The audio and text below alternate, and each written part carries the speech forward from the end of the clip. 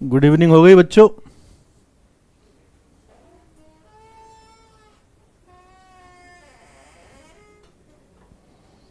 सुनाई दे गया, नजर आ गया, दिखाई दे गया भाई।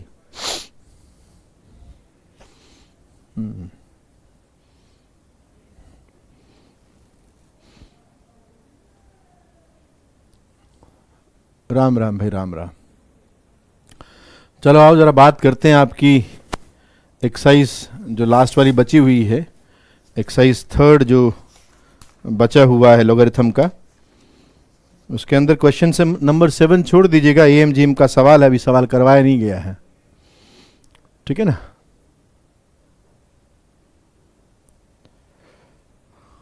लास्ट क्लास नहीं हो पाई थी, कोई टेक्निकल प्रॉब्लम हो गई थी। आज हम लोग बात कर रहे हैं जो PYQ के अंदर है। इसके अंदर आप ये वाला सवाल, ये हम बात कर रहे हैं एक्सरसाइज थर्ड की, एक्सरसाइज थर्ड लॉगरिथम की। इसमें क्वेश्चन नंबर 7 आप छोड़ सकते हो। ये AMGM का क्वेश्चन है।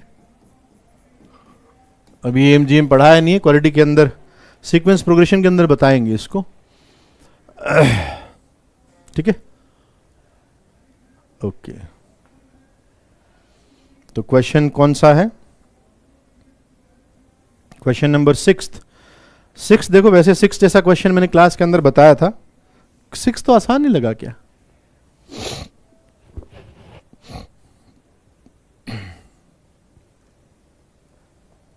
सारे क्वेश्चन आसान है ना। आवाज यहां से तो आ रही है, यहां तो चल रहा है, आपका उसमें देख लो। क्वेश्चन नंबर कौन सा पूछ रहे हो? 2 बता दूं? लो भाई 2 देख लो।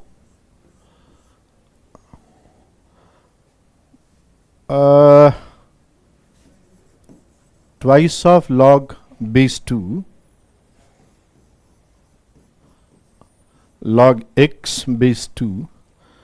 मैं log base हाफ को पहले से ही log base 2 लिख देता हूं और माइनस बाहर निकाल लेता हूं। कुछ बच्चों को समझ में आ गया होगा।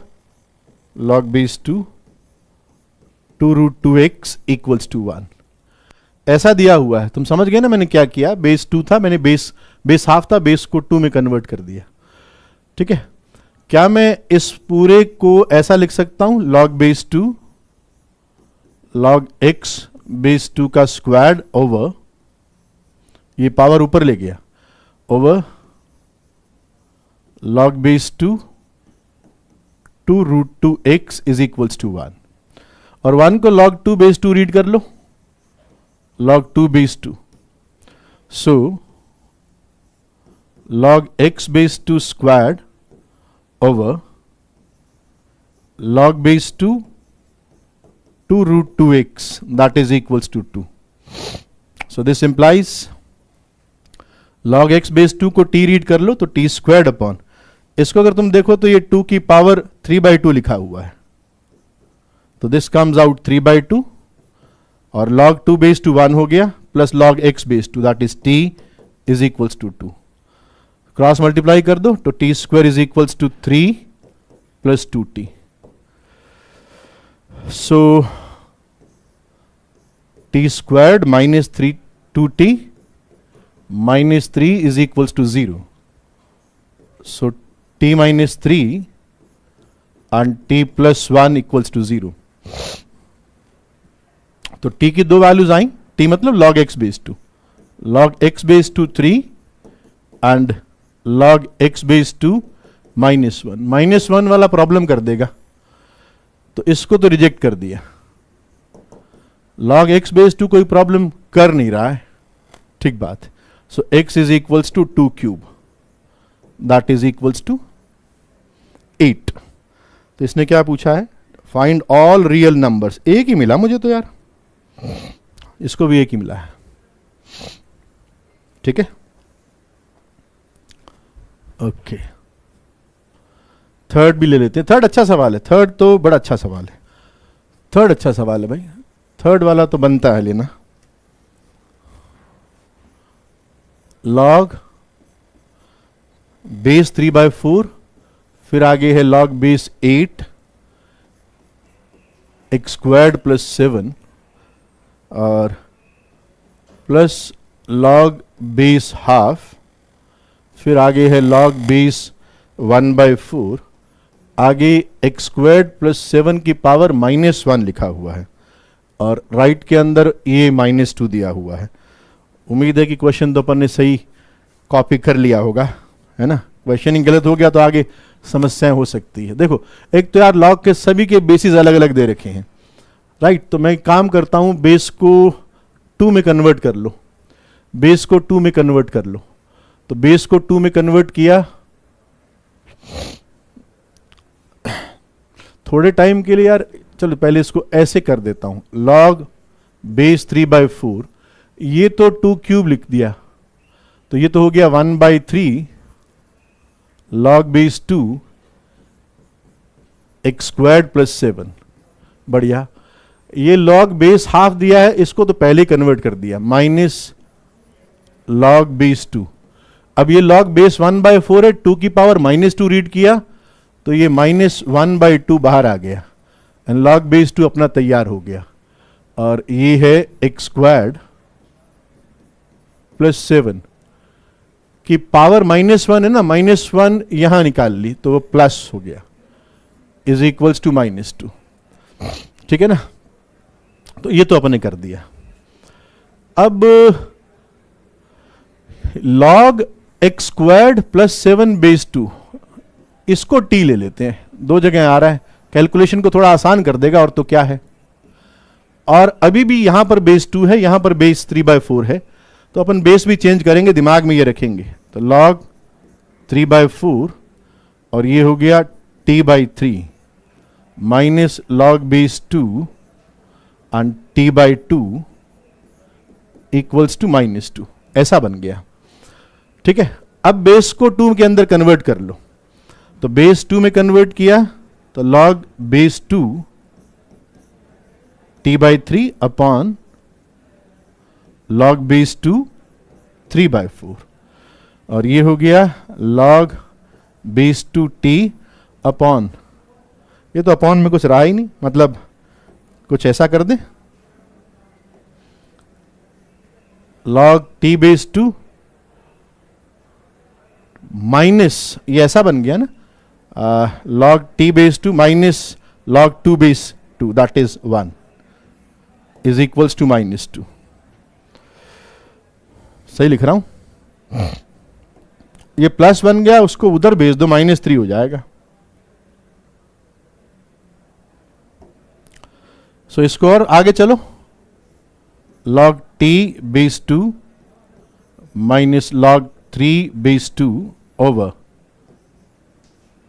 log 3 base 2 -2 and minus of log t base 2 is equals to +1 इधर का उधर भेज दिया, ये -3 बन गया।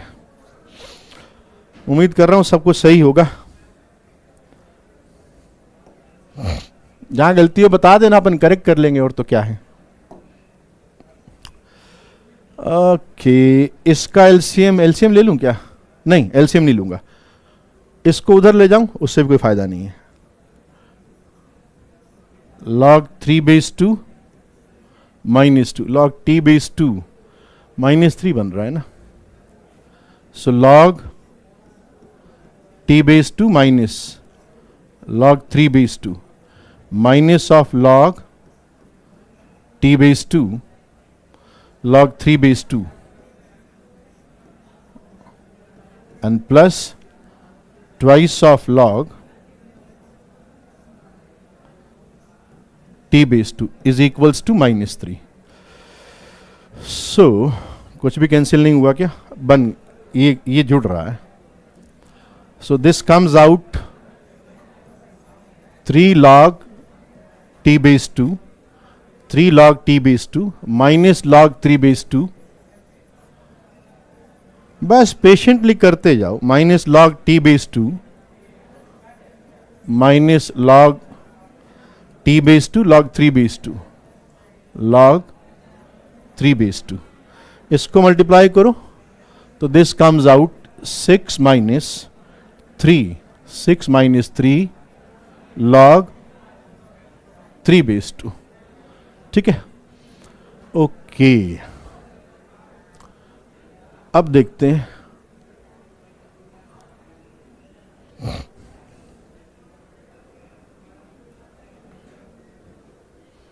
कुछ कट आ रहा है क्या. ये उधर चला जाएगा. So log t base 2 common इसमें से और इसमें से, and it is 3 minus log 3 base 2, और ये हो गया 6 minus twice of log 3 base 2. 2 common ले ले तो 3 माइनस लॉग 3 बेस 2 ये आ गया. तो ये कॉमन फैक्टर कैंसिल कर दो. 3 माइनस लॉग 3 बेस 2 कैंसिल कर दो. So you left with log t base 2 is equals to 2. So t क्या था, टी किसको अज्यूम किया है, log base 2 x square plus 7 को. तो log base 2 x square plus 7, ये टी कितना आया 4, तो ये आ गया 4, 2 स्क्वायर 4 के बराबर. तो एक्स स्क्वायर प्लस 7 इज 2 की पावर 4 दैट इज 16. 7 उधर गया 9, तो x की वैल्यू प्लस माइनस 3 आती है. अब ओरिजिनल इक्वेशन के अंदर चेक कर लो, स्क्वायर टर्म दिए हुए हैं, प्रॉब्लम तो नहीं आनी चाहिए, है ना. x नेगेटिव भी हो सकता है. सो x मेरे हिसाब से x की वैल्यू जो है वो 3 एंड माइनस 3 हो गई. ये करेक्ट आंसर हो गया.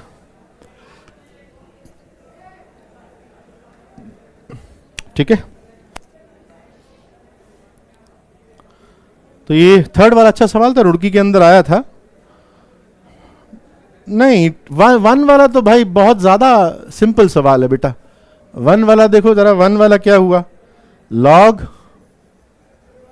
100 mod of x plus y half दिया हुआ. ये तो डायरेक्टली इंप्लाई हो जाएगा कि mod of x plus y ये 100 का स्क्वायर रूट यानी 10 के बराबर है, और log y base 10 minus log x mod x base 10 ये दिया है log 4 बेस 100. बेस 100 में आप एक काम करो, इसको ऐसा लिख दो log 10 स्क्वायर्ड और 2 स्क्वायर्ड. ये दोनों बाहर आके कैंसिल हो जाएंगे. So it will B log 2 base 10 ही है. और इसको आप लिख सकते हो log base 10 y over mod x, और उधर है log 2 बेस 10. तो कहानी ये हो गई कि y upon mod x is equals to 2, यानी y is equals to twice of mod x. एक तो ये इक्वेशन है और एक ये इक्वेशन है. ये दो इक्वेशंस हैं, इनको सॉल्व कर लो, है ना. आगे तो सॉल्व करना आता ही है कि सर मैं y जो है वो हमेशा ग्रेटर और इक्वल 0 रहेगा. यहां ध्यान रखना, y ग्रेटर और इक्वल 0 रहने वाला है. इनफैक्ट 0 भी नहीं रहेगा. 0 भी क्यों बनाए उसको, क्योंकि लॉग के साथ में, तो y हमेशा पॉजिटिव रहेगा. ठीक है ना.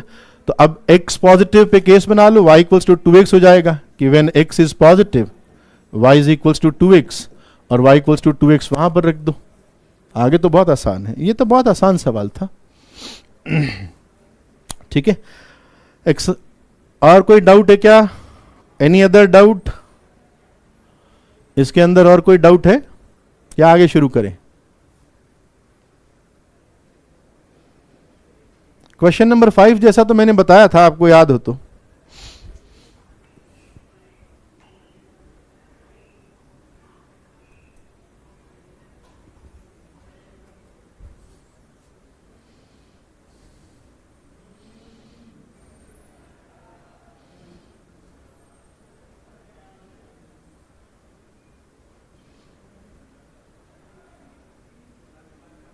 एक मिनट, क्या हुआ इसमें,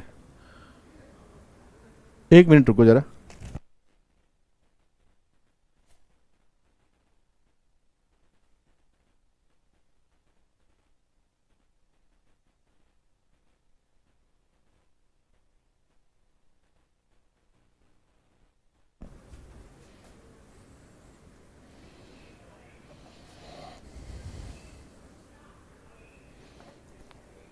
तो फिफ्थ के अंदर, फिफ्थ जो क्वेश्चन है ना बच्चों, इसको अपन ने क्लास के अंदर ऐसा सवाल किया हुआ है, अगर आपको याद हो तो, दोनों तरफ लॉग लेके।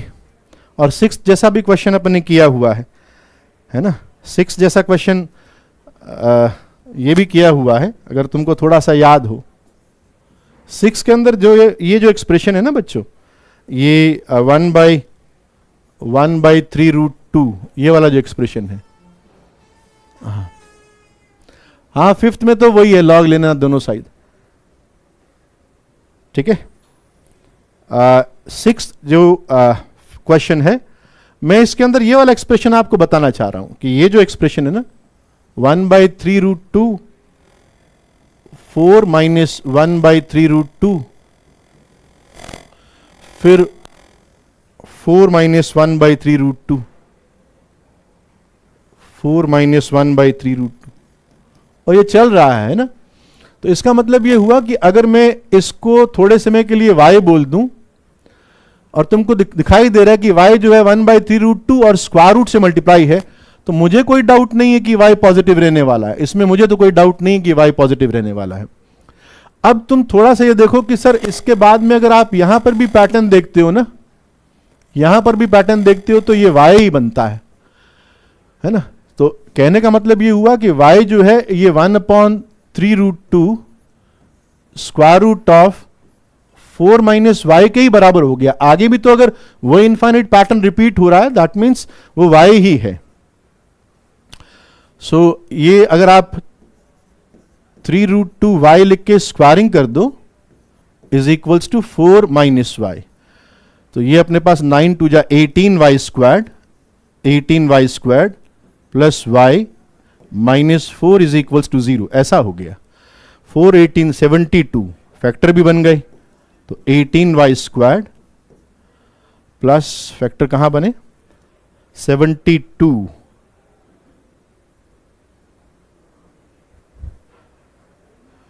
y आया ना, ये y आएगा ना, दिस इज y ओनली, तो y आया तो 72 9y -8y -4 इक्वल्स टू 0।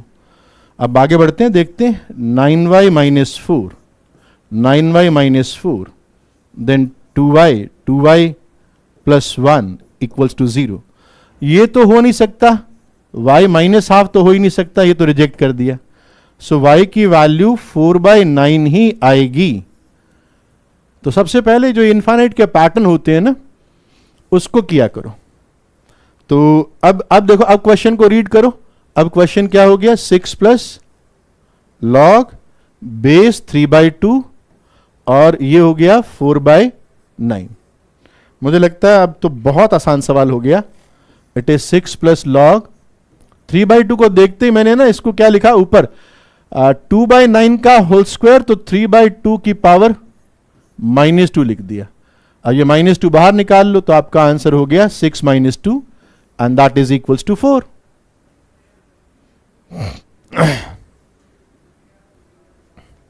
ठीक है, तो ये बन गया। ये क्वेश्चन 8 यहां पे दे दिया है, वैसे ये है क्वाड्रेटिक का सवाल। क्वेश्चन नंबर 8 यहां पर आ गया, लेकिन सवाल तो ये क्वाड्रेटिक इक्वेशन का है। 3x² - 4 modulus of x² - 1 plus x -1 plus x -1 plus x -1 equals to 0। ठीक है, अब तुमको पता है कि x स्क्वायर्ड की बात चल रही है कि x स्क्वायर्ड जो है, x स्क्वायर्ड आपका 1 से बड़ा हुआ, x स्क्वायर्ड अगर 1 से बड़ा हुआ तो ये पॉजिटिव से ओपन हो जाएगा। तो आप केस बना लो कि पहला case, if mod x greater और इक्वल 1। मॉड एक्स ग्रेटर और इक्वल 1 का मतलब हो गया एक्स स्क्वायर आपका 1 से बड़ा है, मतलब क्लोज्ड 1 से इंफिनिटी या माइनस इंफिनिटी से -1 तक। तो इसमें तो मॉडुलस पॉजिटिव से ओपन हो गया, तो 3x squared -4 x squared -1 plus x -1 equals to 0। अब इसको आगे सॉल्व कर सकते हो, क्वाड्रेटिक इक्वेशन है, नहीं लेंदी नहीं है। मैंने x के ऊपर केसेस नहीं बनाए, थोड़ा ध्यान रखो मैं कर कैसे रहा हूं सवाल को। मैंने मॉड x को ग्रेटर इक्वल 1 लिया है, मतलब ये जो सारे केसेस है ना मैंने इसमें कवर कर लिए। x belongs to minus infinity से -1 यूनियन 1 से इंफिनिटी, ये सारे केसेस मैंने इसके अंदर कवर कर लिए। अब जब तुम इसको सॉल्व करोगे, अगर आपका x इसके बीच में आता है तो सेलेक्ट कर लो, नहीं तो रिजेक्ट कर दो। और दूसरा केस बनाओगे जब आपका मॉड x लेस देन 1 हो, मॉड x लेस देन 1 हो। तो मॉड x लेस देन 1 का मतलब हो गया x आपका -1 से 1 के बीच में हो। अब मॉड x लेस देन 1 होगा तो x स्क्वायर आपका लेस देन 1 होगा, तो ये आपका क्वांटिटी नेगेटिव हो जाएगा, तो मॉड नेगेटिव से ओपन हो जाएगा, तो it will be 3x squared -4 and this is 1 minus x squared plus x -1 equals to 0। अब यहां से सॉल्व कर लो और जो x -1 से 1 के बीच में आता है उसको सेलेक्ट कर लेना, ठीक है।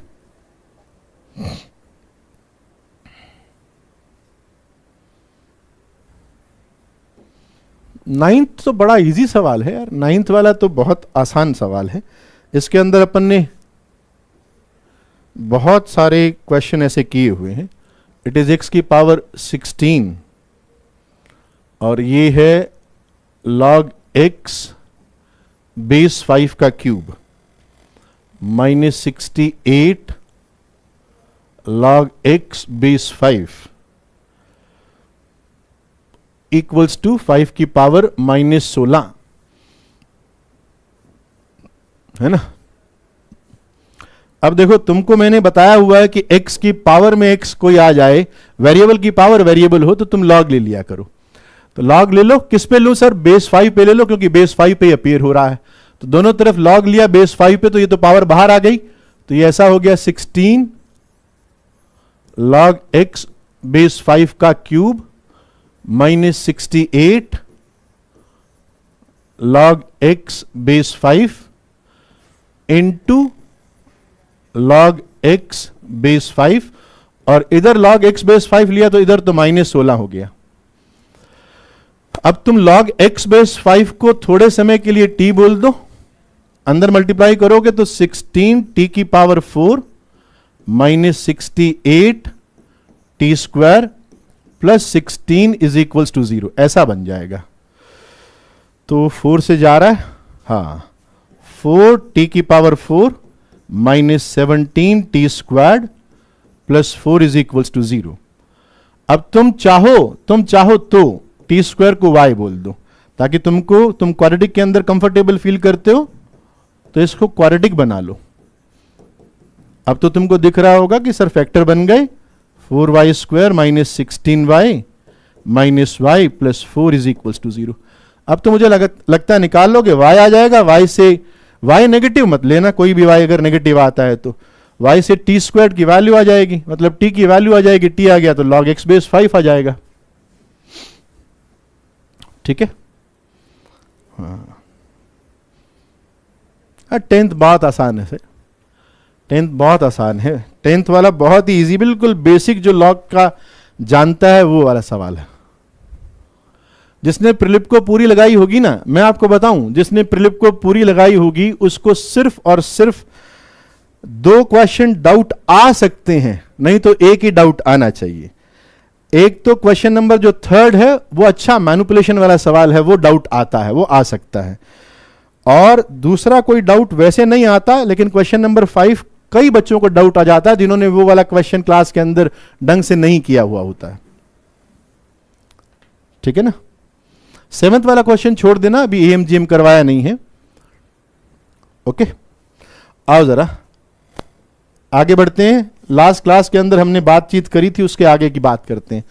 लास्ट क्लास के अंदर जितना मुझे याद आ रहा है, मैंने आपको बताया था लाइन ऑफ सिमेट्री के बारे में।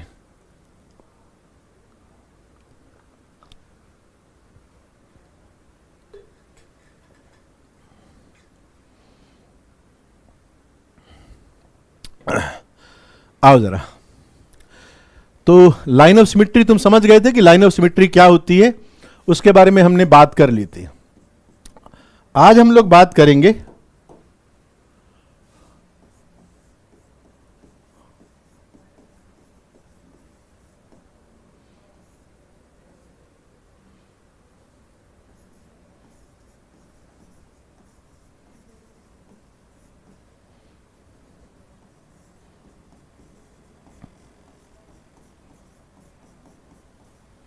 Different graphs of y equals to x squared plus b x plus c. इसके डिफरेंट ग्राफ्स के बारे में हम बात करेंगे, x squared plus b x plus c के बारे में। ओके, आपको अगर याद हो तो हमने इसका परफेक्ट स्क्वायर बना के कुछ इस तरह की बात करी थी कि y plus d by 4a is equals to a time x plus b by 2a का होल स्क्वायर। अगर आपको याद हो तो हमने यहां तक बात करी थी, इसी के बेसिस पर मैंने आपको बताया था कि इसके अंदर जो लाइन ऑफ सिमेट्री होती है that is x equals to minus b by 2a, यह हम बात कर चुके हैं। आज हम इसके ग्राफ प्लॉट करने जा रहे हैं, ठीक है ना। तो आपको यह भी याद होगा मैंने इसको capital Y equals to a capital x square read किया था, है ना, a capital x square read किया था। और मैंने कहा था कि अगर a पॉजिटिव होता है तो ग्राफ ओपनिंग अपवर्ड पैराबोला आता है, अगर a पॉजिटिव होता है तो, और a अगर नेगेटिव होता है तो ग्राफ ओपनिंग डाउनवर्ड पैराबोला आता है। यह भी बात कर चुका था, है ना। अब देखो जरा, जैसे अगर मैं सोचूं कि कैसे कैसे ग्राफ आ सकते हैं, सबसे पहले मैं सिर्फ एक्स एक्सिस को प्लॉट करता हूं, मैं वाई एक्सिस प्लॉट नहीं करता, समझाने के लिए एक्स एक्सिस काफी रहता है। देखो, अगर मेरे पास में ऐसा हो गया कि ये ग्राफ एक्स एक्सिस को दो डिस्टिंक्ट पॉइंट पर कट कर गया। एक्स एक्सिस को दो डिस्टिंक्ट पॉइंट पर कट करने का मतलब क्या होता है, यहां पर वाई का जीरो बनना, मतलब रूट्स आ जाना। इट माइट पॉसिबल, ऐसा भी हो सकता है कि आपका ग्राफ एक्स एक्सिस को टच कर गया, दोनों रूट कोइंसाइड कर गए, और ऐसा भी हो सकता है कि एक्स एक्सिस के साथ में इसका कनेक्शन ही नहीं हुआ। This is x axis. अब हम बात करेंगे कि ये ग्राफ आते कैसे हैं, थोड़ा सा गौर से समझना, क्योंकि ये थोड़ी फोकस होकर समझने वाली बात है और एक बार में तुमको समझ में आनी चाहिए। ये d होता है discriminant b square minus 4ac। Now see, तुम्हें मालूम है कि जो लोएस्ट पॉइंट होता है ये आपका माइनस बी बाई 2a और माइनस डी बाई 4a होता है ना। ये minus b by 2a minus d by 4a होता है। और तुम्हें यह भी पता है कि सर आपने ओपनिंग अपवर्ड पैराबोला ग्राफ बनाए हैं, तो इसका मतलब आप a को तो पॉजिटिव मान रहे हैं, a को तो पॉजिटिव मान रहे हैं, तो a तो पॉजिटिव हुआ, ठीक है ना। अब तुम समझो, जब तुम्हारा पॉइंट ये इस लोएस्ट पॉइंट का y coordinate minus d by 4a है और ये y कोऑर्डिनेट x एक्सिस के नीचे चला गया, तो तुमको ये मानना पड़ेगा कि माइनस डी बाई 4a ये आपका नेगेटिव हो गया, minus d by 4a negative हो गया, क्योंकि आपका ये पॉइंट y एक्सिस के x एक्सिस के नीचे चला गया। x एक्सिस के नीचे y कोऑर्डिनेट नेगेटिव होता है, तो ये नेगेटिव है। अच्छा सर, a तो पॉजिटिव है, 4a पॉजिटिव हो गया, क्रॉस मल्टीप्लाई कर दिया तो माइनस डी नेगेटिव आ गया, यानी d का पॉजिटिव होना तय है सर। माइनस डी अगर नेगेटिव है तो d मस्ट बी पॉजिटिव। तो ये ग्राफ कब अटेन होगा, जब d आपका पॉजिटिव होगा। a पॉजिटिव हो एंड d पॉजिटिव हो तो ग्राफ इस तरह का अटेन होगा, ठीक है ना। d डिस्क्रिमिनेंट है बेटे, d इज डिस्क्रिमिनेंट। ये जो d मैंने यूज किया है, दिस इज, लास्ट क्लास के अंदर मैंने बताया था, it is b squared minus 4ac। इसको डिस्क्रिमिनेंट बोलते हैं, डिस्क्रिमिनेंट, डिस्क्रिमिनेंट, ठीक है। ये लास्ट क्लास के अंदर बातें हो चुकी हैं कि minus b by 2a minus d by 4a कहां से आया, वो लास्ट क्लास के अंदर बात हो चुकी है। अब देखो यहां पर, अब ये वाला ग्राफ देखो, ये पॉइंट लोएस्ट पॉइंट है जो एक्स एक्सिस को टच कर रहा है, तो ये है minus b by 2a and minus d by 4a। तो तुम कहोगे कि सर इसके अंदर क्योंकि ग्राफ एक्स एक्सिस को टच ही कर रहा है तो ये y कोऑर्डिनेट 0 होगा, माइनस डी बाई 4a 0 होगा, इसके जीरो होने का मतलब क्या हुआ, आपका डी जीरो होगा। तो ये ग्राफ कब ऑब्टेन होता है, कब मिलता है, जब डी आपका जीरो बन जाता है। और इसके अंदर आप ये वाला पॉइंट आपके पास में माइनस बी बाई, ये वाला पॉइंट तो वही है ना, minus b by 2a comma minus d by 4a। अब तुम कहोगे कि सर ये जो लोएस्ट पॉइंट है ये एक्स एक्सिस से ऊपर चला गया, एक्स एक्सिस से ऊपर चला गया तो माइनस डी बाई 4a ये पॉजिटिव होना चाहिए, यानी माइनस डी ये पॉजिटिव होना चाहिए, दैट इज डी नेगेटिव होना चाहिए। तो ये ग्राफ ऑब्टेन होता है जब डी नेगेटिव होता है।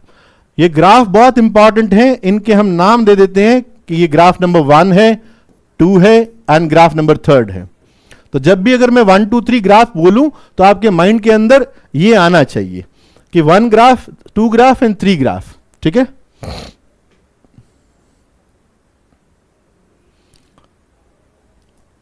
जिनको ये minus b by 2a and minus d by 4a नहीं पता, वो लास्ट वाली क्लास जाके देखें, उसके अंदर मैंने बहुत अच्छे से एक्सप्लेन किया है कि ये क्या होता है।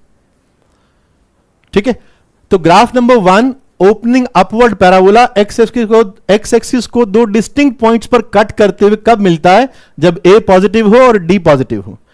एक्स एक्सिस को टच करते हुए ओपनिंग अपवर्ड पैराबोला कब मिलता है, a तो पॉजिटिव होना चाहिए क्योंकि ओपनिंग अपवर्ड पैराबोला है, जब d जीरो हो जाए। और जब कट नहीं करता ना टच करता तो देख सकते हो कि मैंने प्रूव कर दिया कि तब डी नेगेटिव होता है। ओके, बात समझ गया? ओके, अब देखो जरा third, fourth, fifth and six graph opening downward parabola के ग्राफ है। ओपनिंग डाउनवर्ड पैराबोला बिल्कुल वैसे ही मैंने बनाया, opening downward parabola and they are x axis, x axis. जैसे ही ओपनिंग डाउनवर्ड पैराबोला बनाया तुमने लिख दिया होगा कि भाई ए नेगेटिव होगा, आगे की बात करते हैं, इट इज ए नेगेटिव। अब मुझे आप बताओ कि ये ग्राफ नंबर 4 है, ग्राफ नंबर 4 के अंदर डी कैसा होगा, ग्राफ नंबर 4 के अंदर डी कैसा आएगा, तुरंत जवाब दो, डी पॉजिटिव होगा या डी नेगेटिव होगा, और बताओ जरा फटाफट। क्यों होगा सर, ये देखो आप बोल रहे हो ना कि माइनस डी बाई 4a है, ये है ना, माइनस डी बाई 4a है, तो माइनस डी बाई 4a है और आपने बोला कि ये तो एक्स एक्सिस के ऊपर चला गया, तो minus d by 4a positive होना चाहिए। सर a तो नेगेटिव है, a अगर नेगेटिव है तो d को पॉजिटिव होना पड़ेगा, तो d पॉजिटिव हो गया। तो ये ग्राफ कब ऑब्टेन होता है, जब a negative and d positive हो। Okay, greater than 0। आप यहां से समझ सकते हैं कि सर a नेगेटिव है, a नेगेटिव है तो d को पॉजिटिव होना पड़ेगा, सो दैट ये पूरा एक्सप्रेशन पॉजिटिव हो जाए। एंड सिमिलरली अब यहां पर तुम कहोगे सर यही वाला पॉइंट तो माइनस डी बाई 4a है और ये तो सर 0 हो गया क्योंकि ये एक्स एक्सिस के ऊपर लाई करता है, तो ये 0 कब होगा, जब न्यूमरेटर 0 हो जाएगा। माइनस डी का 0 होना मतलब d का 0 होना। एंड सिमिलरली ये जो पॉइंट है इट इज माइनस, सिर्फ y कोऑर्डिनेट लिख रहा हूं, माइनस डी बाई 4a इसका y कोऑर्डिनेट है, तो माइनस डी बाई 4a इसका y कोऑर्डिनेट है और वो नेगेटिव है। अब तुम कहोगे कि सर a तो नेगेटिव है ही, तो d को नेगेटिव होना पड़ेगा, d को नेगेटिव होना पड़ेगा, तब ये पूरी क्वांटिटी जाके नेगेटिव होगी क्योंकि a नेगेटिव है। ओके, तो ये graph number 4, graph number 5 and graph number 6 ये हमारे दिमाग में अच्छे से बैठ जाने चाहिए कि ग्राफ नंबर 4, जब मैं ग्राफ नंबर 1 कहूं तो तुम्हारे दिमाग में वो ग्राफ आना चाहिए, ग्राफ 2, ग्राफ 3, देन 4, 5 एंड 6 सारी कंडीशन के साथ के अंदर। ठीक बात? अब देखो ग्राफ से हम क्या सीख सकते हैं, बहुत इंपॉर्टेंट चीजें हम ग्राफ से सीख सकते हैं। कुछ चीजें अपन नोट कर लेते हैं। Note number 1, let f of x is ax squared plus bx plus c where a b c are real number and a 0 नहीं है। ओके, अब मैं अगर आपको कहूं कि f of x is positive for all x belongs to R. F of x is positive for all x belongs to R. तुम्हारे दिमाग के अंदर कौन सा ग्राफ रिकॉल करेगा, कौन सा ग्राफ आएगा? ग्राफ नंबर 1, 2, 3, 4, 5, 6 में से कौन सा ग्राफ तुम्हारे दिमाग में आएगा? सभी बच्चे जवाब दें कि कौन सा ग्राफ तुम्हारे दिमाग के अंदर आएगा. मनन एक बार लिख दिया करो भाई. मनन मेरी बात मानो बच्चे, एक बार लिख दिया करो, मैं तुम्हारा देख लेता हूं. ठीक है ना? Graph number, sir graph number 3 मेरे दिमाग में आएगा. F of x is positive for all x belongs to R. कोई भी एक्स लीजिए आप, y कोऑर्डिनेट एफ एक्स का पॉजिटिव होना मतलब y कोऑर्डिनेट का पॉजिटिव होना, इस एक्सप्रेशन का पॉजिटिव होना, क्योंकि यही y के बराबर है. तो ग्राफ नंबर 3 आपके दिमाग में आएगा कि सर ग्राफ नंबर 3 वाला मेरे दिमाग में आया. ठीक है? तो अब मैं पूछूंगा कि अगर f of x is positive for all x belongs to r कब होगा? तो आप क्या कहोगे कि सर a तो पॉजिटिव होना चाहिए एंड d नेगेटिव होना चाहिए. तो हमें यह कंडीशन याद होनी चाहिए कि a पॉजिटिव होना चाहिए एंड d आपका नेगेटिव होना चाहिए. Okay, a positive and d negative. दूसरी बात,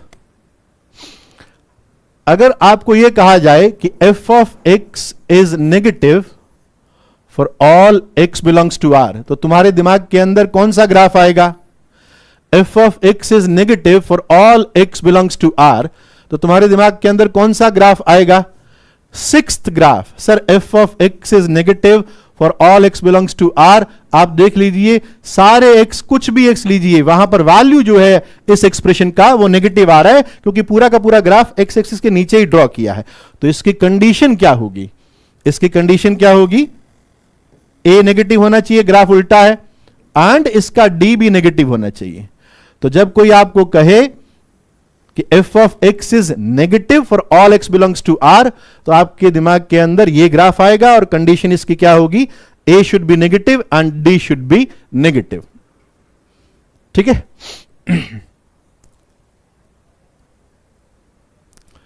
तीसरी बात, अब थोड़ा ध्यान से, f of x is greater और equal 0 for all x belongs to r. f of x is greater or equal 0 for all x belongs to r. ये उल्टा ही नहीं है, ये for all x belongs to r बोलते हैं इसको. ये मैथमेटिकल लैंग्वेज है, for all x belongs to r. Greater और इक्वल 0 में for all x belongs to r, fx is greater और इक्वल 0 के अंदर तुम कहोगे कि सर एक तो ग्राफ नंबर 2 नजर आ रहा है ना? सर एक ग्राफ नंबर मुझे 3 भी नजर आ रहा है ना? f of x greater than 0 हो जाए, इसका मतलब क्या होता है? इस रिलेशन का मतलब क्या होता है कि f ऑफ x अगर ग्रेटर देन 0 हो जाए तो भी ट्रू है, और f of x equals to 0 हो जाए for all x belongs to r तो भी ट्रू है ना? तो कहने का मतलब ये, ध्यान रखना क्या मैं बोल रहा हूं कि 3 ग्रेटर और equal to, it is a true statement. ये ट्रू स्टेटमेंट है. तो आप ये थोड़ी बोलते कि सर 3 2 के बराबर थोड़ी है. इनमें से कोई सा एक ट्रू होना चाहिए कि 3 ग्रेटर देन इक्वल्स टू 2, ये भी ट्रू स्टेटमेंट है. 2 ग्रेटर और इक्वल्स टू 2, ये भी ट्रू स्टेटमेंट है. ये दोनों ट्रू स्टेटमेंट है. ठीक है ना? तो f of x is greater और इक्वल 0, तो आपके पास में ये 2 ग्राफ आएंगे. ये 2 ग्राफ आएंगे. ठीक है ना? कंफ्यूज नहीं होना अपने को. तो ये 2 ग्राफ आएंगे. अब मैं कहूं कि भाई ये 2 ग्राफ आएंगे तो कंडीशन क्या हुई? तो आप कहोगे सर a तो पॉजिटिव होना चाहिए and d should be less और इक्वल 0 होना चाहिए. a is positive and d should be less और इक्वल 0. एंड सिमिलरली अगर आपको यह कहा जाए कि f ऑफ x लेस और equal 0 for all x belongs to r, तो तुम्हारे दिमाग के अंदर graph number 5 and graph number 6 आएंगे. f ऑफ x लेस और equal 0 for all x belongs to r. So condition क्या हुई? a is negative and D is less or equal 0. A is negative and D is less or equal 0. तो ये 6 के 6 graph याद होने चाहिए, और उन 6 ग्राफ के ऊपर ये जो 4 वेरी इंपॉर्टेंट नोट लिखाए हैं ये आपको ध्यान होने चाहिए. ठीक है, चलो आगे बढ़ते हैं. अब हम बात करेंगे जीरोज या सॉल्यूशंस या रूट्स ऑफ क्वाड्रेटिक इक्वेशन. ये आपने 10th क्लास के अंदर भी पढ़ा होगा, वहां पर आपने पोलिनोमियल की फॉर्म के अंदर जीरो पढ़े होंगे. ठीक है, तो इनको बोलते हैं जीरोज या रूट्स या solutions of quadratic equations.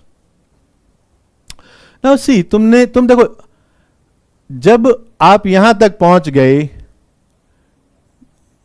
y plus d by 4a, या यूं समझो, इस बार क्वाड्रेटिक पे ले चलते हैं. आप एक squared plus b x plus c equals to 0 इसके रूट्स फाइंड करना चाहते हैं, और क्योंकि क्वाड्रेटिक मान रहे हैं तो a 0 नहीं है. राइट,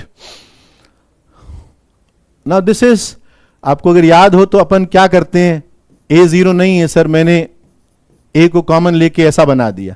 वही सेम चीज कर रहा हूं जो मैंने करी थी, y बराबर में करी थी और y को अब 0 रख रहा हूं.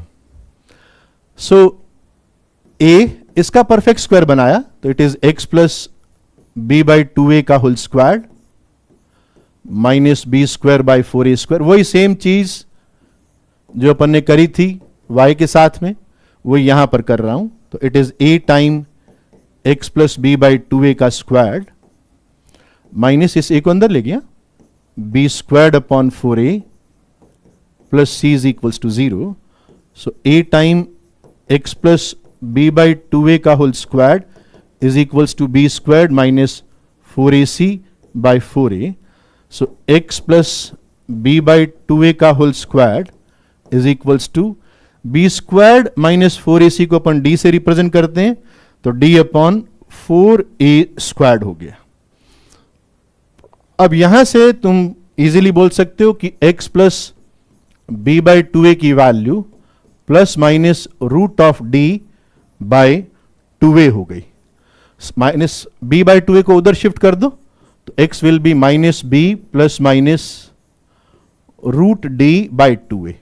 यह फॉर्मूला आपने 10th क्लास के अंदर पढ़ा होगा, उसको हमने यहां पर डिराइव कर दिया कि जो क्वाड्रेटिक के रूट्स होते हैं दे आर, उसको श्रीधराचार्य रूल भी बोलते हैं कि minus b plus minus root d by 2a. ठीक है,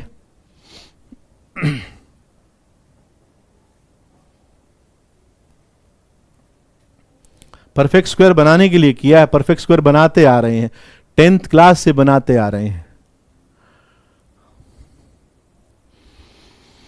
तो ये रूट्स हो गए.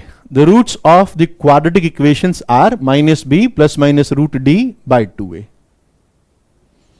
इसी को जीरो बोलते हैं, इसी को सॉल्यूशंस बोलते हैं. रूट्स पढ़ते हुए आ रहे हैं कि रूट्स ये होते हैं, उसी को मैंने प्रूव किया है.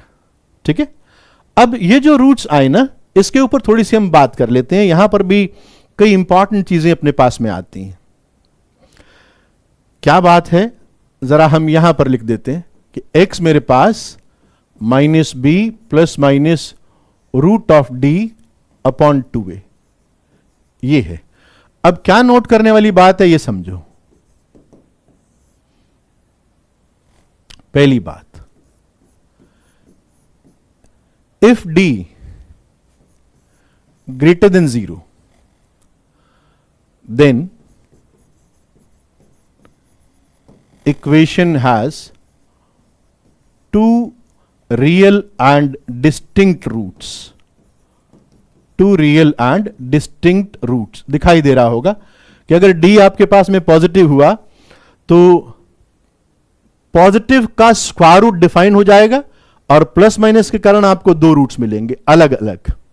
एक होगा minus b plus root d by 2a, एक होगा minus b minus root d by 2a। तो दो डिस्टिंक्ट रूट्स मिलेंगे। And if d is equals to 0, d equals to 0, then equation has two coincidental root, same root जिसको बोलते हैं coincidental, मतलब कहने का मतलब सेम रूट्स है, identical roots. d equals to 0 पर आइडेंटिकल रूट्स मिलते हैं। तीसरी बात, if d is negative then equation has non real roots, non real जिसको इमेजिनरी भी बोल देते हैं, नॉन रियल रूट्स या imaginary roots, imaginary roots, non real roots या इमेजिनरी रूट्स। ठीक है, जैसे इमेजिनरी रूट्स कैसे मिलते हैं, एक बात समझ लो, जैसे x squared plus x plus 1 equals to 0 है। अब तुम देख रहे हो कि इसका जो d है, d is b squared minus 4ac यानी -3 आ गया, ये नेगेटिव है, तो इसके इमेजिनरी रूट्स मिलेंगे। तुम रूट्स निकालने जाओगे ना बच्चों, जैसे मैं रूट्स निकालने गया, मैंने फॉर्मूला लगाया minus b plus minus B square minus 4ac upon 2a that is -1 plus minus root of -3 upon 2, ऐसा मिल जाएगा। ये जो -3 का स्क्वायर रूट है ना, रियल नंबर सिस्टम में ये डिफाइन नहीं होता है, रियल नंबर सिस्टम के अंदर डिफाइन नहीं होता है। अब क्या किया, थोड़ा सा आप बेसिक और समझ लो कि मैथमेटिशियन ने ना रूट ऑफ -1 को डिफाइन कर दिया आई से, और इसको रीड किया आयोटा, आयोटा ऐसा रीड किया, iota, root of -1 is iota. तो अगर आप वो सिंबल यूज करते हैं ना बच्चों, तो ये जो रूट्स है ना, ये ऐसे लिखे जाएंगे -1 प्लस माइनस, इसको ऐसा लिख दो root -1 into root of 3 by 2, और रूट -1 को आयोटा बोल दो, तो x will be -1 plus minus iota root 3 by 2, iota root 3 by 2। मतलब एक रूट को अगर मैं x1 बोलूं तो ऐसा होगा -½ प्लस आयोटा रूट 3 बाई 2, और x2 बनेगा -½ माइनस आयोटा रूट 3 बाई 2, ये बनेगा। यहां पर एक बड़ी इंपॉर्टेंट बात हमारे काम की है तो कॉम्प्लेक्स नंबर में, बट एक छोटी सी बात बताना चाहता हूं, तो उसको अगर आप ध्यान में रखेंगे तो काफी काम में आएगी। तो मैंने आपको बताया कि जो रूट्स आते हैं इस तरह से आते हैं, जो कॉम्प्लेक्स रूट्स आए जिनको बोलते हैं। अभी तो आप ये समझो कि अगर हमारा d नेगेटिव हो गया तो हमें किस प्रकार के रूट्स मिलेंगे, -1/2 plus iota root 3/2, -1/2 minus iota root 3/2। कहना क्या चाह रहा हूं, ये फोर्थ नोट आपका काफी काम का है। फोर्थ नोट क्या है, if a b c belongs to set of real number, set of real number, then if equation ax squared plus bx plus c equals to 0, where a is non-zero, has a root p plus iota q, p plus iota q, where p and q are real number, where p and q are real number, then it also have p minus iota q as its roots, as its root। अगर मैं आपको कह दूं कि कोई equation है जिसके coefficients real हैं, है ना, तो अगर और मैं कहूं कि उसका रूट 2 प्लस आयोटा रूट 3 है, एक root alpha 2 plus iota root 3 है, तो दूसरा रूट बीटा अपने आप ऑटोमेटिकली 2 माइनस आयोटा रूट 3 हो जाएगा।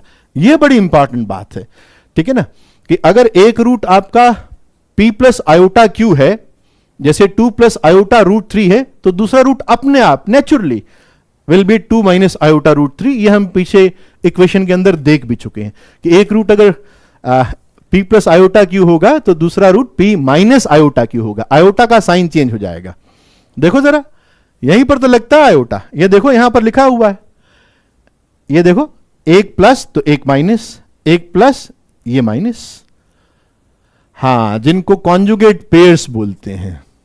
ग्राफ में दिखेगा ही नहीं, इमेजिनरी रूट्स ग्राफ में दिखते ही नहीं है, ग्राफ में इमेजिनरी रूट्स दिखते ही नहीं है। ठीक है, तो एक तो ये हमको चार चीजें बहुत अच्छे से याद रखनी है। चार वो नोट, चार ये नोट हो गए। Okay,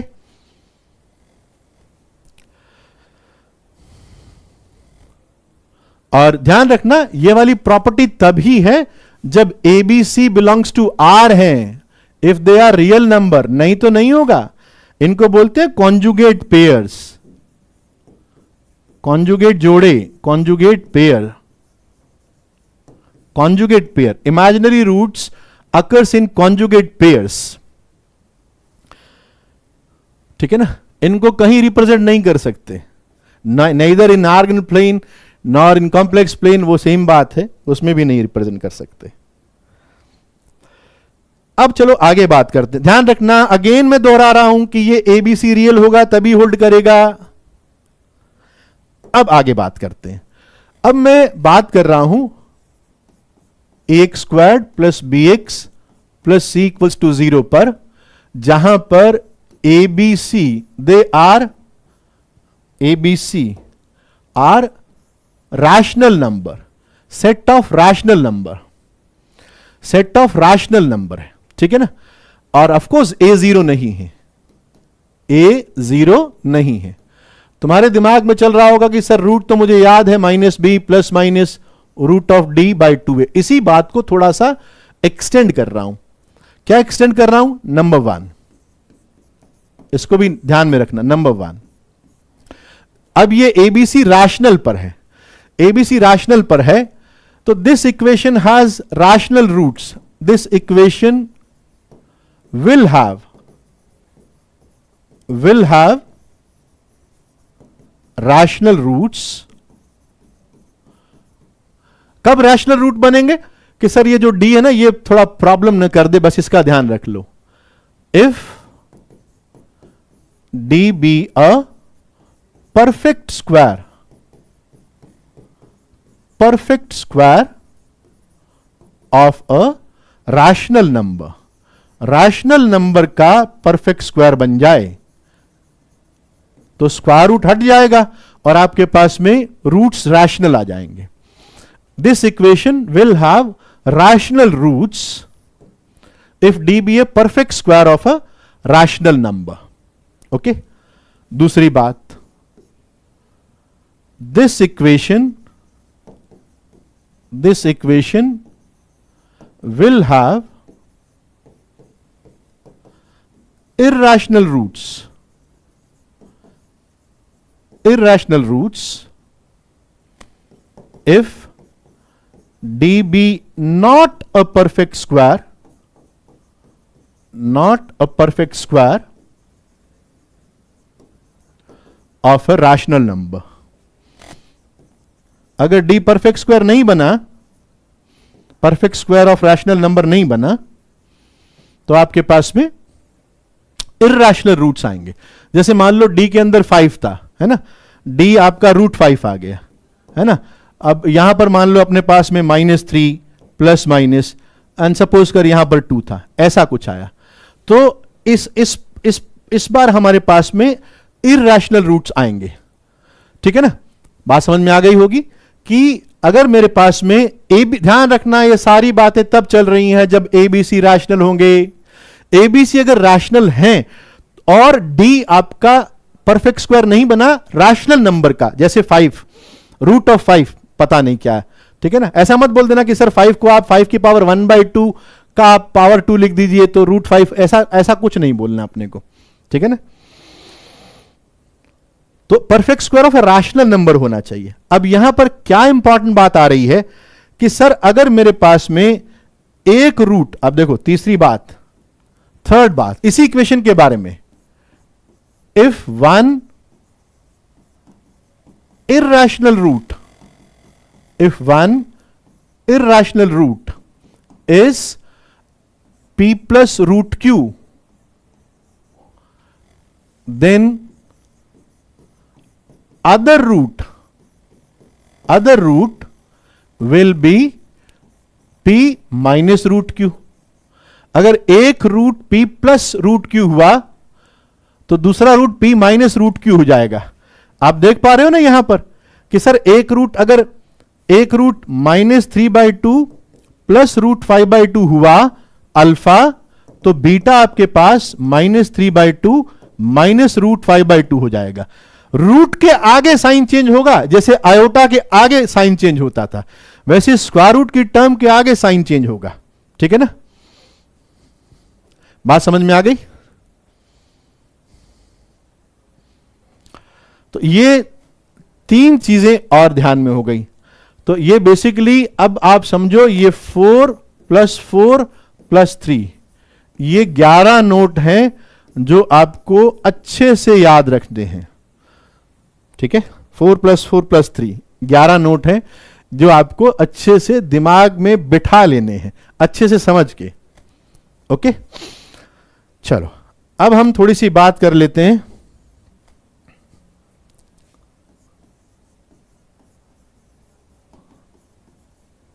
relation between roots and coefficients. Coefficients मतलब ABC. Relation between roots and coefficients. जो क्वाड्रेटिक के अंदर मैं आपको बताऊंगा ना, आपको अगर आप ध्यान से समझोगे आपको बहुत मजा आएगा. और मुझे ये उम्मीद है कि आपने वैसा क्वाड्रेटिक नहीं पढ़ा होगा. देखो, जैसे मैं अगर आपसे कहूं कि ax² + bx + c = 0, इसके रूट्स अल्फा एंड बीटा हैं, तो आपने 10th क्लास के अंदर यह जरूर पढ़ा होगा कि अल्फा + बीटा ये -b/a होता है और अल्फा बीटा ये c/a होता है. इसको कई तरीकों से हम लोग प्रूव कर सकते हैं. ठीक है ना.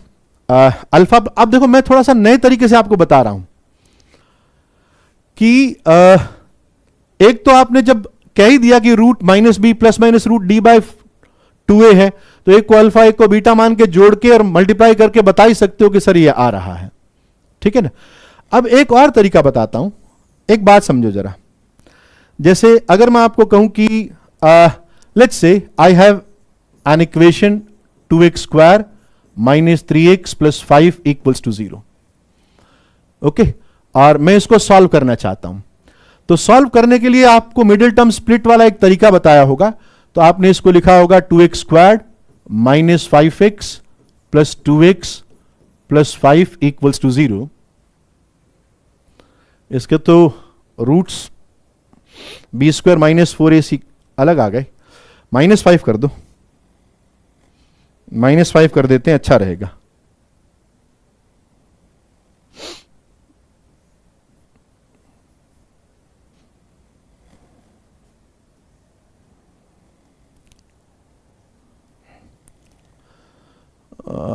-5 अब सही है. 2x² - 3x - 5 = 0. तो मैंने 5 10 -10 आ रहा ना, अब सही है. सो x 2x - 5 + 1 एंड 2x - 5. देखना जरा मैंने सही तो किया है ना. x + 1 एंड 2x - 5 ये = 0. तो मेरे को रूट मिल रहे हैं -1 एंड 5/2.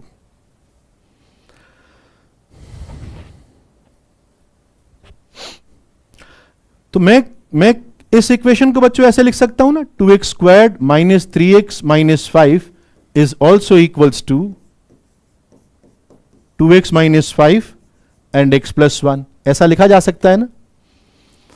और इसी चीज को अगर मैं यहां से 2 को कॉमन निकाल लूं, पर्पस क्या है, x का कोएफिशिएंट जो है वो 1 रखना, बस इतना पर्पस है.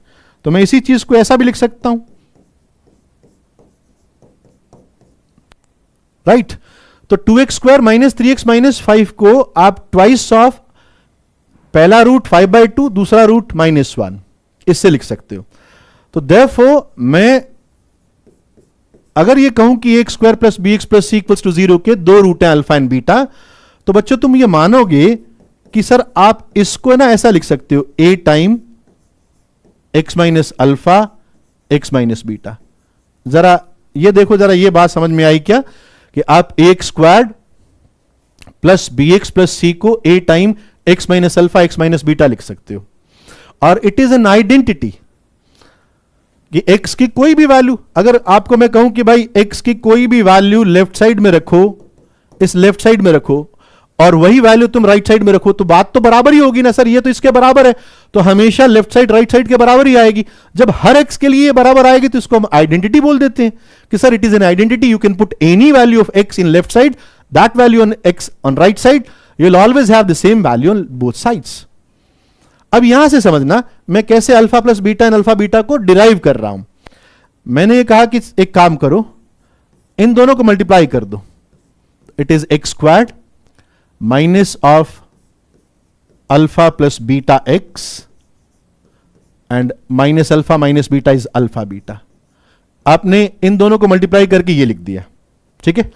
अब मैं कहूं कि देखो दोनों बराबरी हैं, कि दोनों बराबरी हैं मतलब दोनों लेफ्ट साइड और राइट साइड आइडेंटिकल हैं, तो कॉफिशिएंट्स को कंपेयर करो।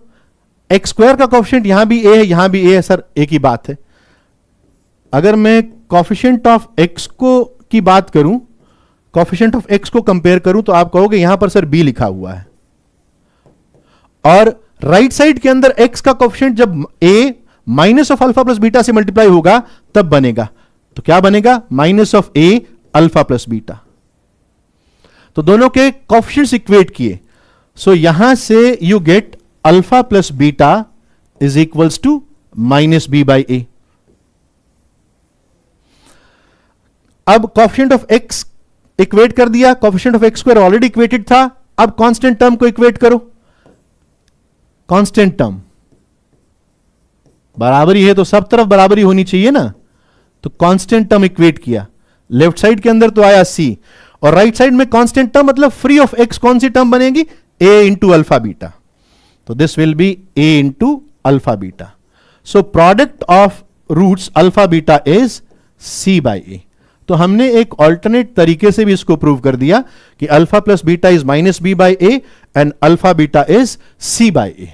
ओके,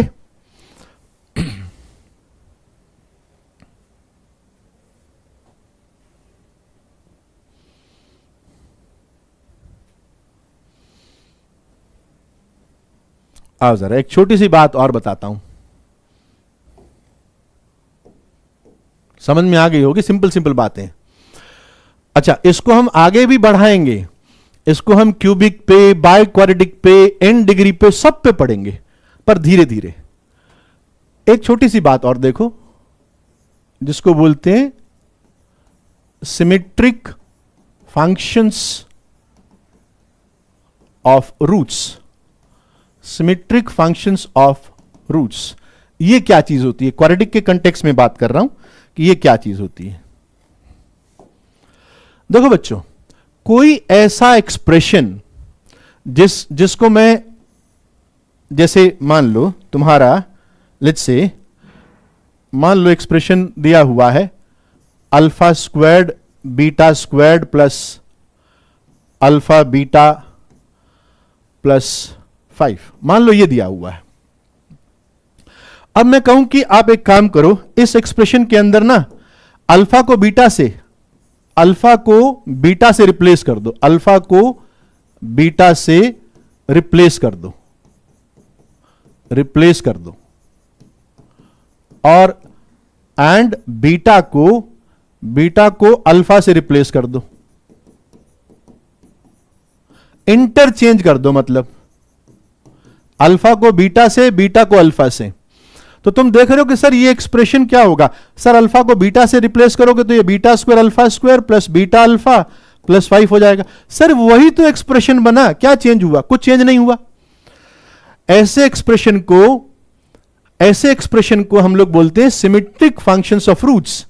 क्या कहना हुआ कि अगर मैं किसी फंक्शन के अंदर जो अल्फा एंड बीटा का फंक्शन है, अगर मैं अल्फा को बीटा से और बीटा को अल्फा से चेंज कर देता हूं तो उनके अंदर कोई चेंज नहीं आता है, उनके अंदर कोई चेंज नहीं आता है, उनको बोलते हैं they are symmetric functions of roots.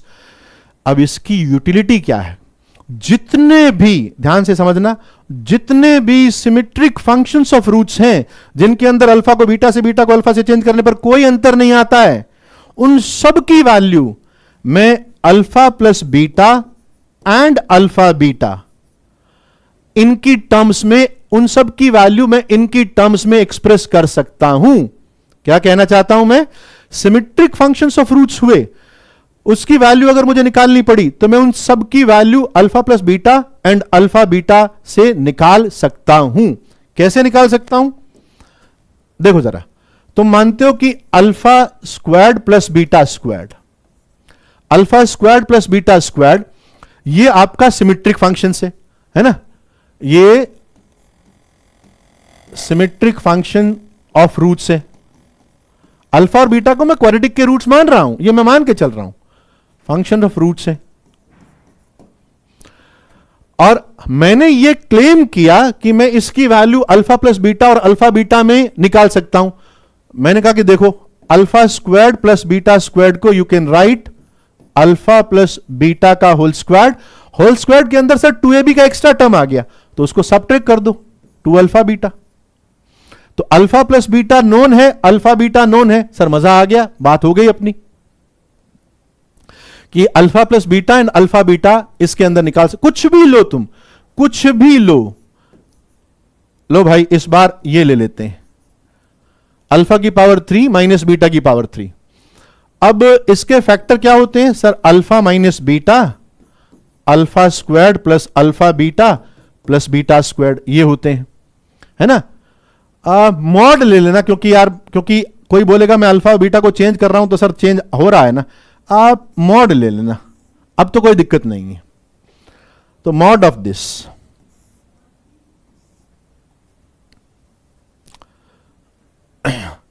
ठीक है ना।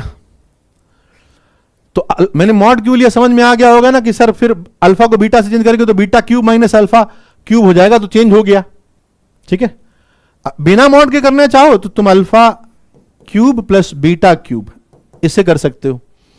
एनीवे, जब मॉड पे चला गया मैं, अब मेरा क्लेम क्या है कि sir mod of alpha cube minus beta cube it is a symmetric function of roots. अब मैं क्लेम क्या कर रहा हूं कि मैं इसको alpha plus beta and alpha beta की वैल्यू से एक्सप्रेस कर सकता हूं। तो मैंने कहा इसको तो देखो, इसको तो सिंपल है, ये तो सिंपल है, इसको आपने alpha square plus beta square का भी एक्सप्रेस किया ही है। तो अल्फा प्लस बीटा का whole square minus 2 alpha beta plus alpha beta, तो माइनस अल्फा बीटा हो गया, ये तो हो गया। चलो अब बात रह गई इसकी, अल्फा माइनस बीटा की। तो मैंने कहा इसका काम करो, एक इसको ऐसे लिख दो, अल्फा माइनस बीटा मॉड ले लो, अंदर कोई दिक्कत नहीं है, का स्क्वायर रूट ले लो।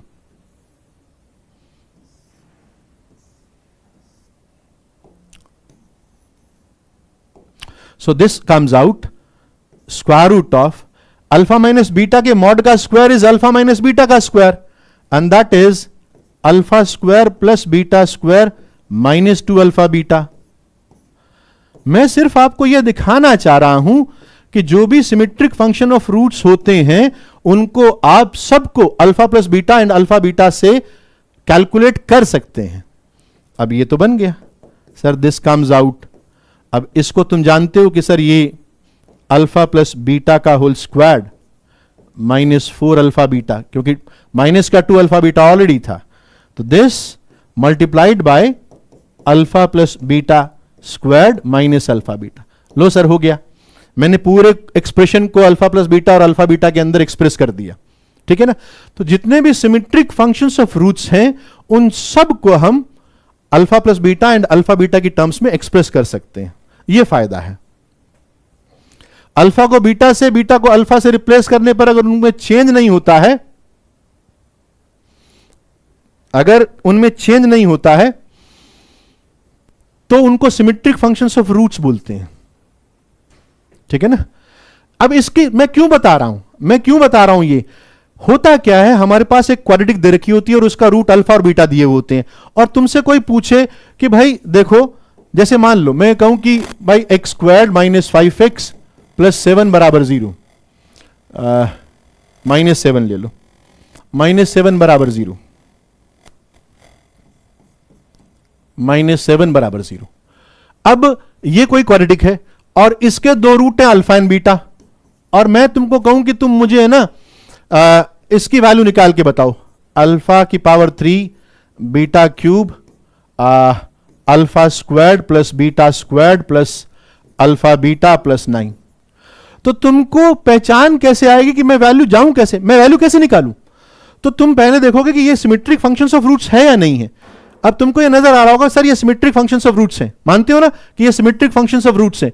तो हम दिमाग में ये बैठा लेंगे कि इसकी value alpha plus beta and alpha beta में एक्सप्रेस की जा सकती है। अल्फा प्लस बीटा मेरे पास 5 है और अल्फा माइनस बीटा -7 है, तो इन दोनों की वैल्यू से मैं इस पूरे एक्सप्रेशन की वैल्यू निकाल लूंगा। लेकिन अगर कोई मुझे यह बोल दे कि सर इसकी वैल्यू बताओ, इसकी वैल्यू बताओ जरा, बीटा स्क्वायर प्लस 3, तो मैं उसको क्या बोलूंगा? मैं उसको यह बोलूंगा कि ये सिमेट्रिक फंक्शंस ऑफ रूट्स नहीं है। तू अल्फा प्लस बीटा और अल्फा बीटा निकाल के बैठ भी जाएगा तो भी तू इसकी वैल्यू उनकी टर्म्स में एक्सप्रेस नहीं कर पाएगा, तुझे कोई दूसरा मेथड अडॉप्ट करना पड़ेगा, कुछ और सोचना पड़ेगा। तो ये इसका पर्पस है। ठीक है, बात समझ में आ गई होगी।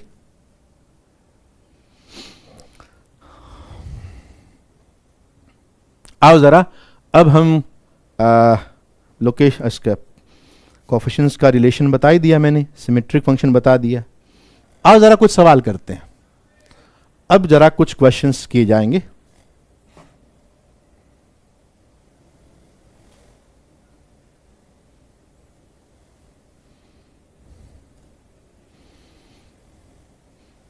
तैयार हो जाओ बच्चों।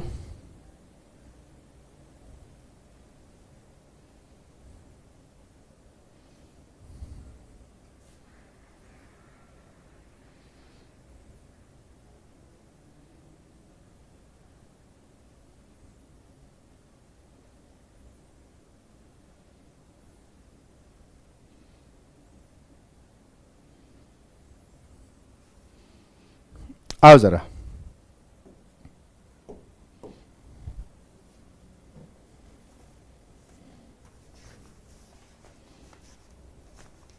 हर क्वेश्चन को थोड़ा ध्यान से समझ समझ के करना।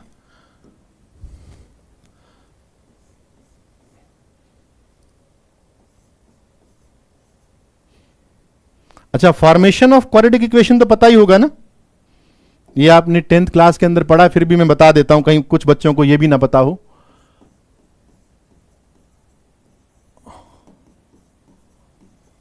Formation of quadratic equation, formation of quadratic equation कि क्वाड्रेटिक इक्वेशन फॉर्म की कैसे की जाती है। जैसे मैं आपको कहूं कि एक क्वाड्रेटिक फॉर्म करो जिसका एक रूट 5 है और एक रूट 2 है, तो आपको याद होगा कि सर हमको याद है कि it is x squared minus alpha plus beta into x plus alpha beta equals to 0। याद है ना? यह बात आपको याद है कि इस तरह से लिखा जा सकता है। कैसे लिखा जा सकता है देखो जरा, x squared plus b x plus c बराबर 0, इसके रूट अल्फा एंड बीटा है और ए 0 नहीं है, तो आप a से डिवाइड कर दो, तो a squared plus b by a x plus c by a is equals to 0। ऐसा हो गया। इसको आप ऐसा लिख सकते हो ना, x squared minus of minus b by a x plus c by a बराबर 0। तो x squared minus minus of b by a क्या है, सम ऑफ द रूट्स है, और सी बाई ए क्या है, प्रोडक्ट ऑफ द रूट्स है। तो अल्फा प्लस बीटा और पी की जगह अल्फा बीटा लिखा, s stands for sum of the roots alpha plus beta and p stands for product of the roots alpha beta. ठीक है, तो मैं यही कह रहा हूं कि अगर मुझे कोई क्वाड्रेटिक इक्वेशन के रूट्स दे दे तो मैं उसको फॉर्म करके भी बता सकता हूं कि क्वाड्रेटिक एक क्वाड्रेटिक इक्वेशन हमारी ये हो गई। ठीक है, तो यही मैं कहना चाह रहा था कि फॉर्मेशन ऑफ क्वाड्रेटिक इक्वेशन हमें पता होना चाहिए। अगर मुझे रूट्स के बारे में पता है, दोनों रूट्स गिवन है, तब।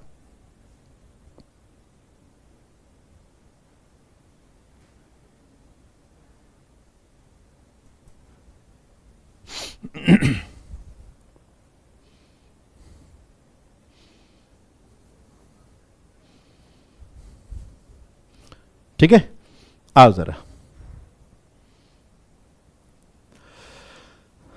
अब वो क्वेश्चंस की बात करते हैं। फॉर्मेशन ऑफ क्वाड्रेटिक इक्वेशन तुमको मालूम था, मैंने तुरंत बता भी दिया। अब जरा सवाल पर थोड़ा सा बात करते हैं, थोड़ा फोकस होकर सवाल करना, सवाल थोड़े अच्छे हैं।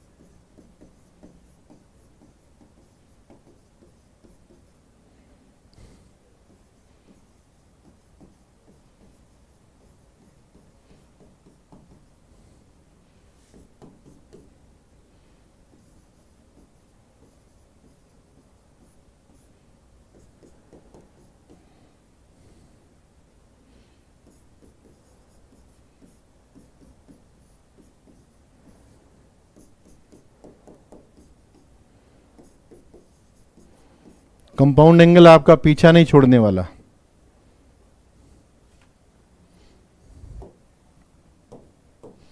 Now see the question.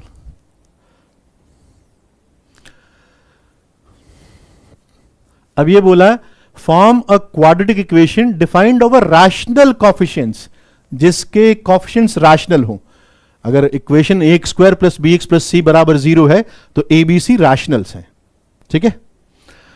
और उसका एक रूट cos 36 डिग्री है।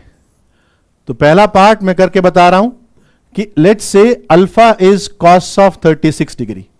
तुमको अगर याद है cos 36 डिग्री की वैल्यू तो अपन कर पाएंगे। cos 36 कितना होता है? It is 1 plus root 5 by 4, इतना ही होता है ना। cos ऑफ 36 डिग्री इतना ही होता है ना, 1 प्लस रूट 5, है ना।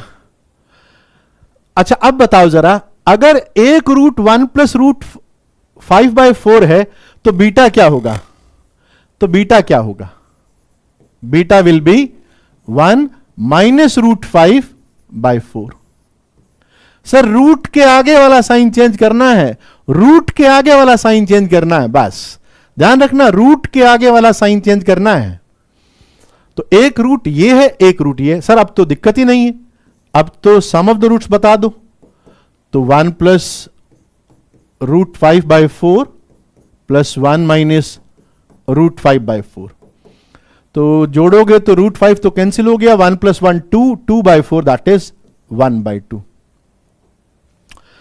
and product of the roots alpha beta 1 plus root 5 by 4 multiplied by 1 minus root 5 by 4. So this is 16 and a plus b, a minus b, so 1 minus 5. So it is minus 4 by 16, that is minus 1 by 4. तो पहले का answer क्या हो गया? Equation क्या बन गई? Equation is x squared minus sum of the roots 1 by 2, तो it is 1 by 2x, product of the roots minus 1 by 4. So this is the equation, ठीक है। अब थोड़ा अगर आप सिंप्लीफाई करना चाहो तो इसको 4x squared minus 2x minus 1 equals to 0 ये भी लिख सकते हैं, ठीक है। बात समझ में आ गई होगी। अब सेकंड वाला पार्ट करो जरा।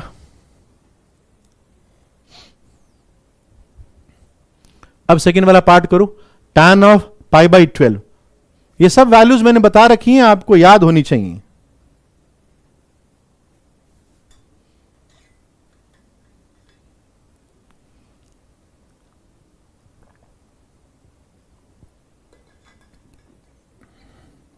ये सारी वैल्यू मैंने कंपाउंड एंगल के अंदर प्रूव भी करवाई थी। मैंने कहा था याद रखना। अब अगर मैं वैल्यू बता दूंगा तो सवाल हो ही जाएगा ना। अगर वैल्यू ही बता दूंगा कि एक root tan of pi by 12 है, बताओ जरा tan पाई बाई 12 की वैल्यू कितनी होती है? ट्रिग्नोमेट्री नॉट डन तो आप कंपाउंड एंगल देखो ना भाई। Not done is not the solution. हाँ बिल्कुल सही है, it is 2 minus √3. So beta will be 2 plus √3. So alpha plus beta दोनों को जोड़ा 4, अल्फा बीटा दोनों का प्रोडक्ट 2 माइनस √3 एंड 2 प्लस √3. तो दोनों का प्रोडक्ट कितना हो गया? a minus B, a plus B, a square minus B square, that is 4 minus 3, that is 1. So equation क्या बनी? x squared minus sum of the roots 4x, product of the roots 1. तो x squared minus 4x plus 1 equals to 0. चलो third part करो. एक root tan of pi by 8 है. tan pi by 8 की value किसी को मालूम हो तो? tan पाई बाई 8 की वैल्यू किसी को मालूम हो तो? What is the value of tan? Very good भाई, इट इज √2 माइनस 1. अब यहां ना जल्दबाजी के अंदर बच्चा गलती कर देता है, जल्दबाजी के अंदर बच्चा गलती कर देता है. बताओ जरा बीटा क्या होगा? बीटा क्या होगा? अल्फा तो √2 माइनस 1 है, बीटा क्या होगा? हां गलती नहीं करी आपने, बहुत सही. कि सर रूट के आगे वाला साइन चेंज होगा, मैं पहचान गया हूं, रूट के आगे वाला साइन चेंज होने वाला है, रूट के आगे वाला साइन चेंज होने वाला है. ठीक है ना? वेरी गुड, शाबाश. तो अल्फा प्लस बीटा सर जोड़ दो -2, अल्फा बीटा सर मल्टीप्लाई करो √2 minus 1 and minus of √2 minus 1. Minus common निकाल लो, कैसे भी करो, मैं माइनस कॉमन निकाल के इसको ऐसे लिख रहा हूं. So it is minus of a minus B, a plus B, तो a square minus B square, so it is -1.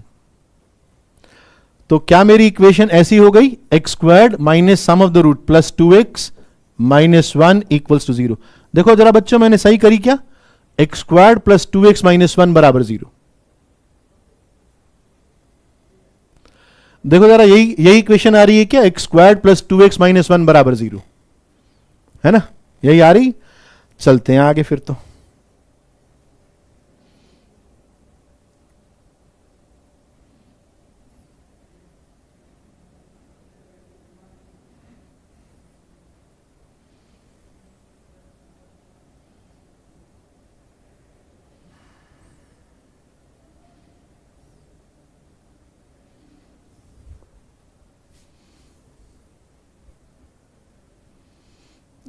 आओ जरा नेक्स्ट क्वेश्चन. रूट के आगे वाला साइन चेंज होता है, बता तो दिया, फिर दोबारा क्या पूछना?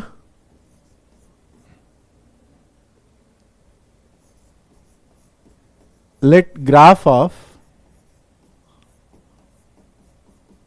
fx equals to x squared plus bx plus c is, ये आपको ग्राफ दिया हुआ है. This is origin, y versus x draw किया है और ग्राफ ऐसा बनाया है, और कोई इंफॉर्मेशन और तो कुछ नहीं दे रखी.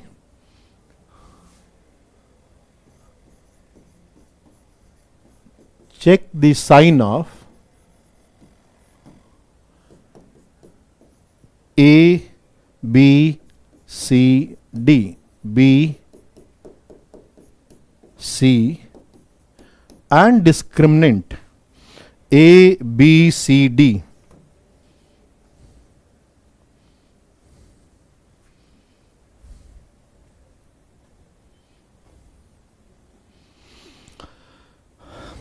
हाँ शाबाश, बहुत बढ़िया.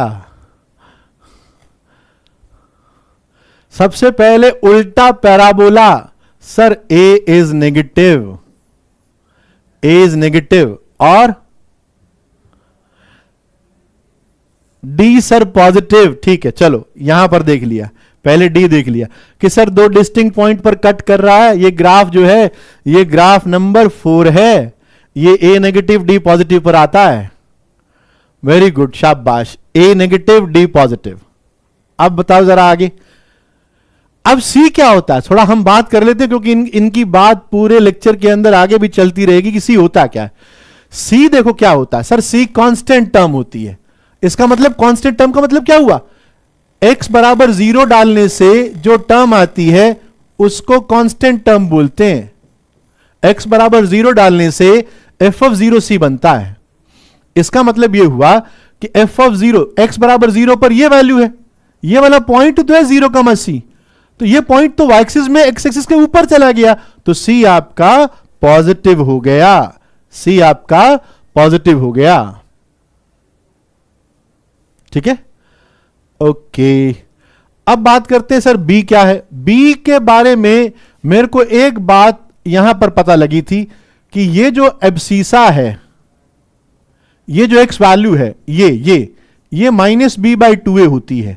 ये x is equals to -b/2a है।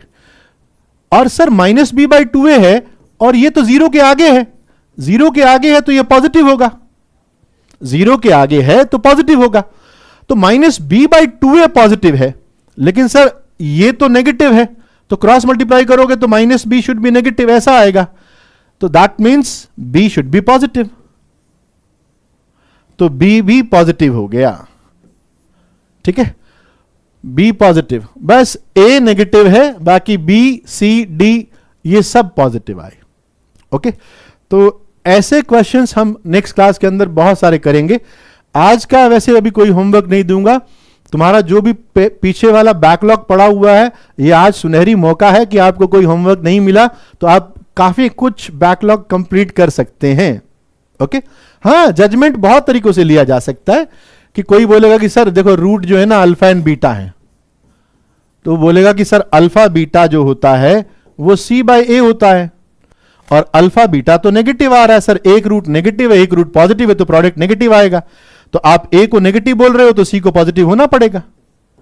वो कैसे भी लो, जजमेंट कैसे भी लो, ठीक है ना। ओके बच्चों, love you all, thank you.